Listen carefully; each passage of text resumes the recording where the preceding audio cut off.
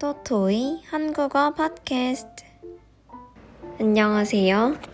토토이 한국어 팟캐스트에 오신 여러분 만나서 반갑습니다. 오늘은 7월 30일 화요일이에요. 다들 주말 잘 보내셨나요? 저는 지난 주말에 수영을 했어요. 저는 요즘 수영을 배우고 있어요. 제일 먼저 자유형을 배우고 있습니다.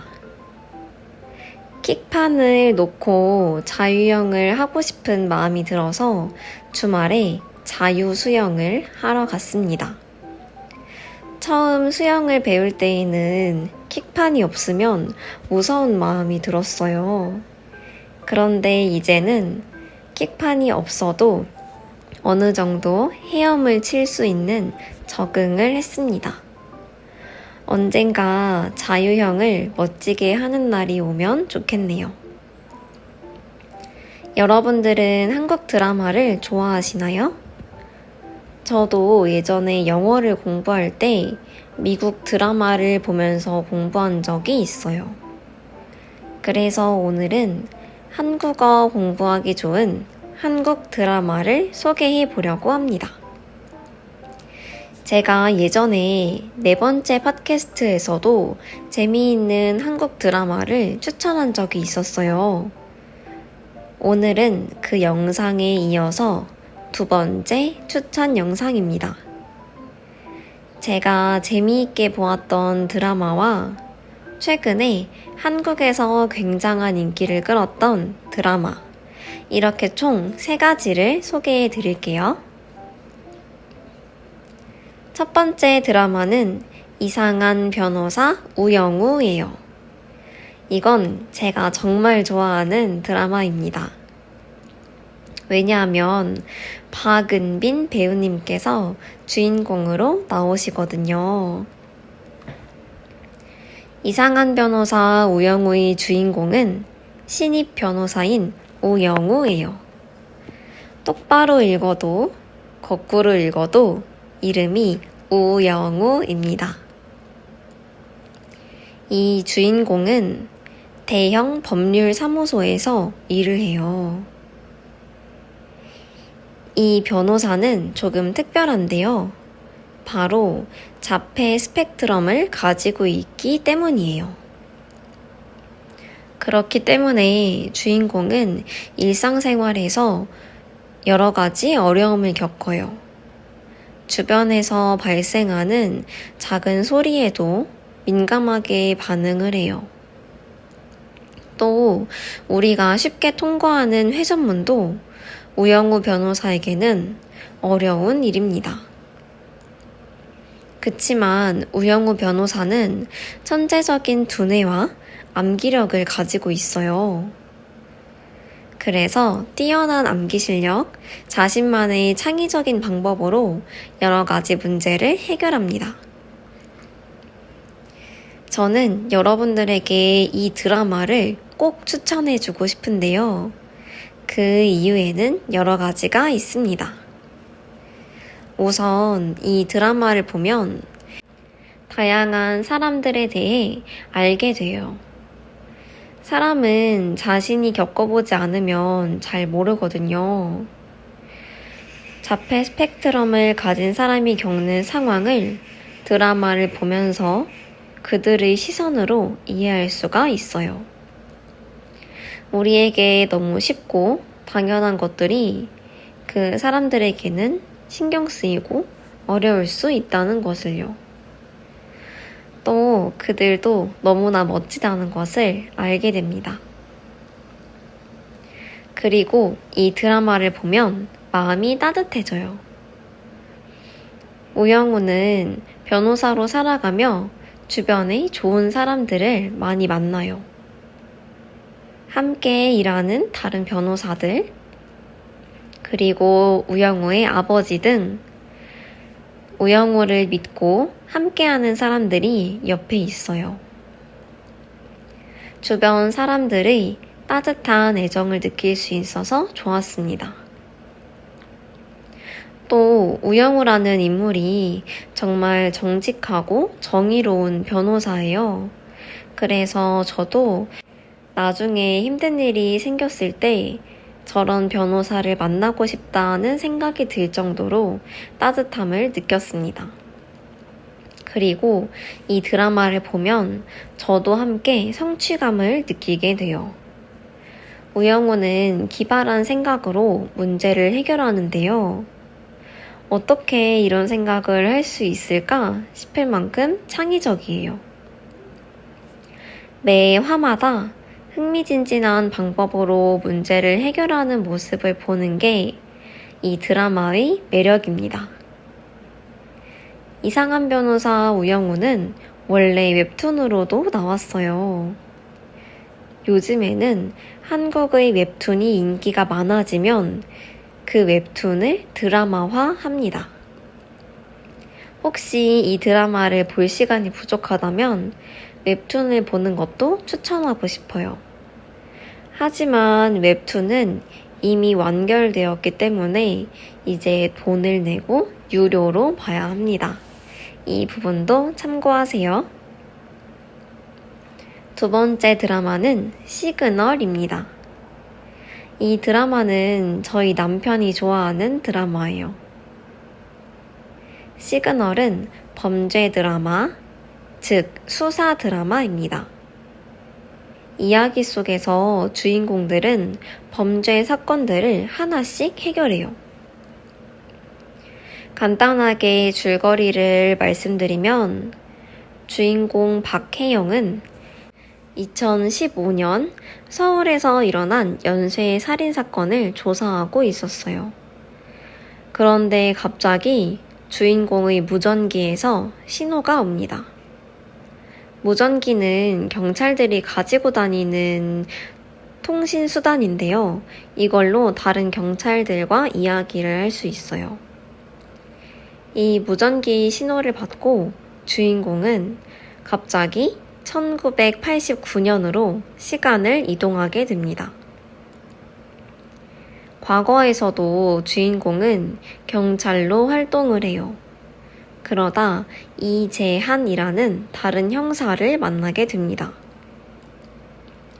이재한은 이 무전기를 통해 과거의 경찰과 현재의 경찰을 연결하는 능력을 가지고 있어요. 그래서 주인공들은 과거부터 현재까지 얽혀있는 다양한 범죄에 대해 해결을 하게 됩니다. 이 드라마를 추천하는 첫 번째 이유는 재미있는 긴장감이에요. 범죄 드라마이기 때문에 주인공들은 사건을 수사하는데요. 흥미진진하게 이야기가 전개되면서 시청자들에게 긴장감을 줍니다. 두 번째 이유는 주제가 신선하다는 것이에요. 실제로는 하지 못하는 시간이동을 할 수 있고 시간을 넘나들게 만들어주는 무전기가 있다는 것.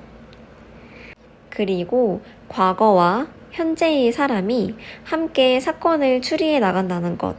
참 신선하지 않나요? 마지막으로 추천하고 싶은 드라마는 선제 없고 티어입니다. 최근에 한국에서 굉장히 유명하고 인기를 끌었던 드라마예요. 이 드라마는 로맨스 드라마인데요. 마찬가지로 원작은 웹툰이라고 해요. 선제 없고 티어의 줄거리도 알려드릴게요. 갑작스러운 사고로 주인공 임솔이라는 사람은 하반신이 마비됐다는 판정을 받게 되었습니다. 어제까지만 해도 멀쩡히 잘 걸어다니고 있었는데 갑자기 하반신 마비라니 주인공은 큰 충격을 받게 됩니다. 자신이 겪게 된 상황을 받아들이지 못하고 주인공 임솔은 극심한 우울을 느끼고 있어요. 그렇게 병원에서 입원 중이던 주인공에게 갑자기 라디오 방송국으로부터 전화가 옵니다. 이제 막 데뷔를 한 그룹 이클립스의 멤버 류선재에게 전화가 왔어요. 선재는 라디오 미션을 위해서 전화를 했지만 소리는 이 전화를 받고 기분이 상합니다. 엄청 화를 내면서 방송국에 욕을 했어요. 갑작스러운 방송사고로 제작진은 모두 당황했어요. 그리고 전화를 막 끊으려고 하는데요. 선재는 슬픔에 빠진 소리에게 진심을 담은 위로의 말을 건넵니다. 소리는 선재의 얼굴도 몰랐고 존재 자체를 몰랐지만 그 말을 듣고 위로를 받아서 다시 힘을 내게 돼요. 그날부터 소리는 이클립스 팬클럽에 가입했어요.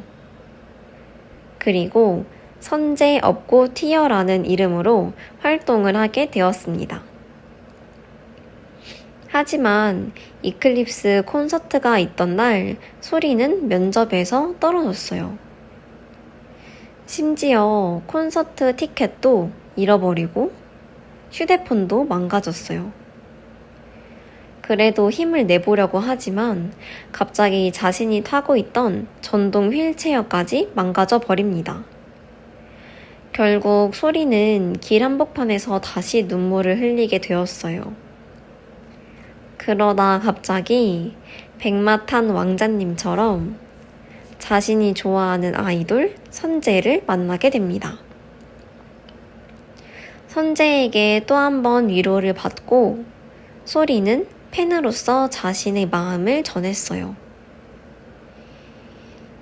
이후 소리는 선재의 자살 시도 뉴스를 보게 됩니다. 병원으로 가고 있던 소리는 선재의 시계를 강물에 빠뜨려요. 그리고 그 시계를 건지려던 순간 선재가 세상을 떠났다는 뉴스를 보게 되었습니다. 충격을 받고 오열을 하던 소리는 손에 쥐고 있던 선재의 시계 버튼을 누르게 되는데요. 갑자기 주변의 시간이 멈춥니다. 그리고 다시 눈을 뜨니 15년 전 2008년에 자신이 다니던 학교에서 눈을 뜨게 되었어요. 그리고 소리는 옆 학교에 다녔다는 선재에 대한 기억을 떠올립니다. 그리고 무작정 그 학교로 뛰어가서 수영 경기를 하던 선재에게 사랑 고백을 해버려요. 이렇게 과거로 돌아온 소리는 자신의 최애 아이돌인 선재와 갑작스러운 사고를 겪은 자신을 구할 수 있을까요? 사실 저는 아직 선재 없고 티어를 보지는 못했지만 제 주변에서 정말 많은 사람들이 이 드라마를 꼭 봐야 한다며 추천을 해줬어요. 잘생기고 예쁜 배우들의 조합을 볼 수 있고 그 속에서 대리 설렘을 느낄 수 있다고 하더라고요. 또 단순히 사랑에 대한 이야기만 다루고 있는 것은 아니에요. 가족과 인생에 대한 이야기도 함께 다루고 있어서 우리 가족 그리고 나의 인생을 돌아볼 수 있다고 해요. 로맨스 드라마를 좋아하는 분들께 추천드리고 싶습니다. 오늘은 이렇게 여러분들에게 한국 드라마 추천을 해보았는데요. 저는 오늘 팟캐스트를 통해 한국의 드라마에 대해 이야기를 나누다 보니 이상한 변호사 우영우를 다시 한번 정주행하고 선재 없고 티어를 봐야겠다는 생각이 들었어요. 혹시 앞으로 저희 팟캐스트에서 듣고 싶은 주제가 있거나 한국어 공부에 관해 궁금한 점이 있다면 언제든지 댓글로 남겨주세요. 다음 주에도 한국에 대한 이런저런 소식을 전하는 팟캐스트로 돌아올게요. 그럼 다음 주에도 만나요. 안녕.